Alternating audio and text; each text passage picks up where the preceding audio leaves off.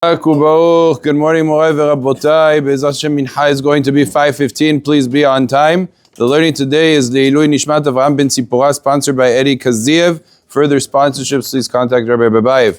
The halacha that we were mentioning yesterday, that a person's allowed to trap a snake or a scorpion or any animal that can potentially go ahead and bite him for the sake of keeping it away. It's mutar, but not for the sake of trapping the animal for the purpose of the animal. The question becomes, what if the animal is a very dangerous animal? It's an animal that if it bites, it's sakanat nefashot, it could kill a person.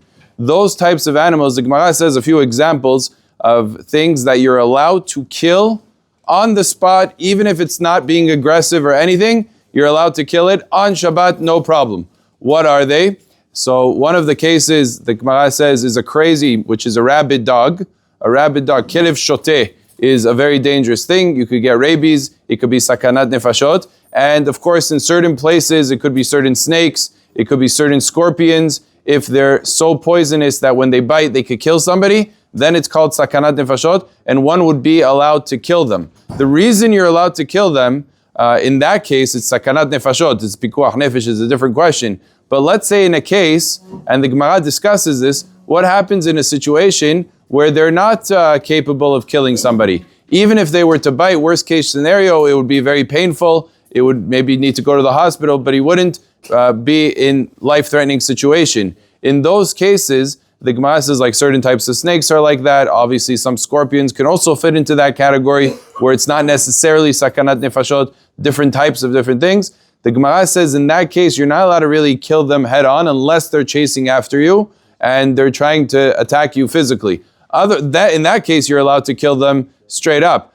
But in the case where they're not chasing you and they're not being aggressive, the Gemara says an interesting way that the Chachamim permitted to kill them. It says you can walk and walk and walk and dolso biragrav. You can make it seem like you're simply walking and oops, you just stepped over him.